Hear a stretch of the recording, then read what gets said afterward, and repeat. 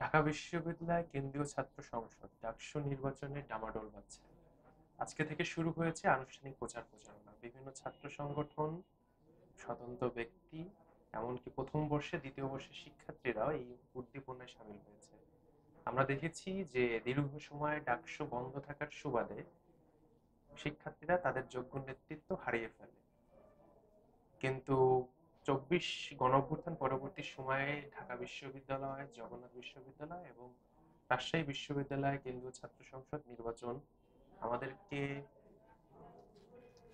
আশা নিয়ে নতুন করে বাঁচার স্বপ্ন দেখাচ্ছে। আমরা দেখতে পাচ্ছি বিশেষত মধ্যপন্থী ছাত্র সংগঠনগুলো বা মধ্যপন্থা যারা অনুসরণ করে সেই ধারার ব্যক্তিরাই এখন অবধি ছাত্র সংসদ নির্বাচনে এগিয়ে আছে।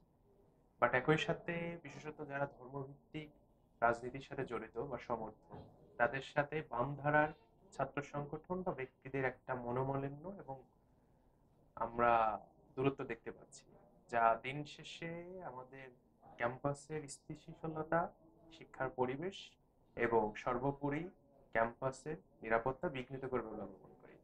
আমরা আজকে দেখতে পেরেছি যে ইসলামী ছাত্র শিবির এর একটি ব্যানার চারুকলার অভ্যন্তরে ভেঙে ফেলা হয়েছে, যা ২৪ পরবর্তী নতুন বাংলাদেশের বাস্তবতায় কোনোভাবেই গ্রহণযোগ্য নয়। একই সাথে যারা বামপন্থী রাজনীতি করেন তাদেরকে বিভিন্ন ট্যাগিং এর শিকার করা, তাদেরকে অপমান অপদস্থ করা বা বিব্রত করা, আমরা এটা কোনোভাবেই সমর্থন করি না। আমরা দৃঢ়ভাবে বলতে চাই ২০২৪ পরবর্তী সময়ে আমরা বাংলাদেশ 2.0 স্বপ্ন দেখছি, যে স্বপ্ন বাংলাদেশের প্রত্যেকটি দল, মত, পথের শিক্ষার্থী এবং জনগণকে বাস্তবায়ন করতে হবে।